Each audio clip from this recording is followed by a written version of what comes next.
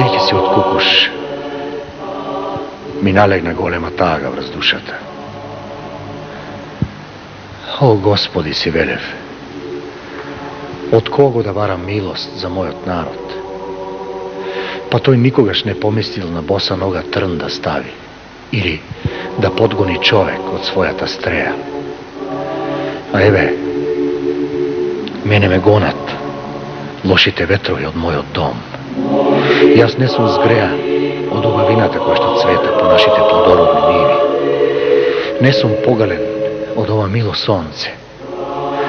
Господи, зошто насекаде ме достигаат лоши гласови дека во тоа и тоа село обезчестиле честни христијанки, дека во тој и тој град испикале по затворите толку и толку маши.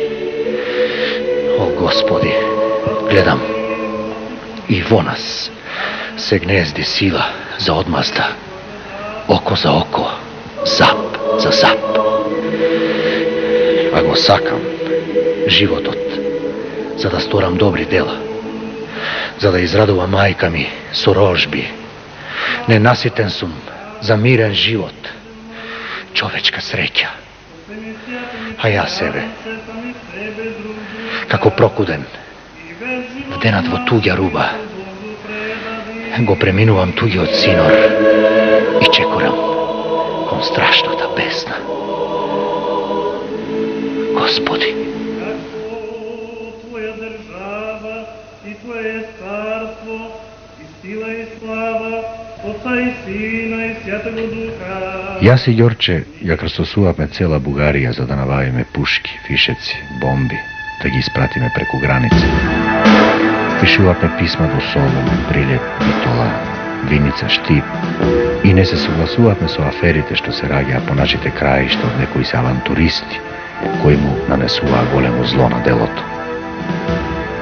Една вечер во однесов на Ѓорче Петров напишам план за чистотата на четите. Прво сакав четите да бидат составени од наши луѓе. Второ, да не се испраќаат чети без да знаеме ние. И трето, нашите чети да бидат поучени во воени вештини.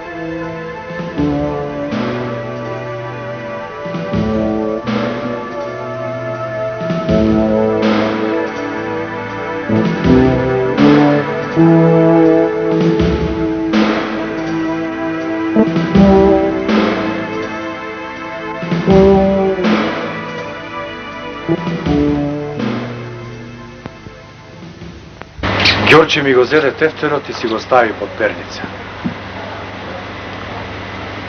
Дојди утре, ми рече, откако ќе се одспиеш. Го одмерив, гледам, нешто го притиска во градите. Во што е работата, Ѓорче? Работата е, вели, во таа твојата песна, Македонија на македонците. Овде во Софија ги кренала генералите од мирниот сон. Решиле да не затворат. Да не затворат? Добро, бре, Ѓорче, ичли ум немаат. Та ова одајава, чија е? Твоја. Оти ти седиш во неа. Така е и со Македонија. Сите се исчудуваат зошто само слушам, а не им се спротивставувам, продолжи Ѓорче. Не вреди да се нафрлаш на разбеснет звер, оти ке те раскине. А ти, мил мој, многу ми шеташ, брзо леташ. Чувај се. Не мрднав, одместо дури не ми ја каже вистината.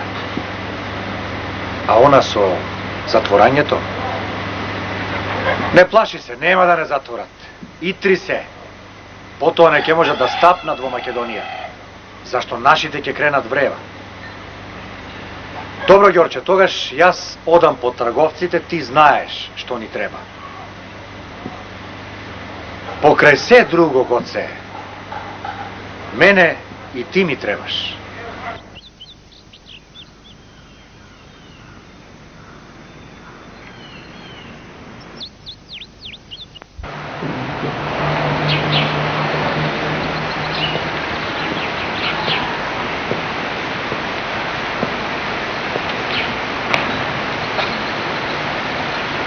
Како инспектор на четите,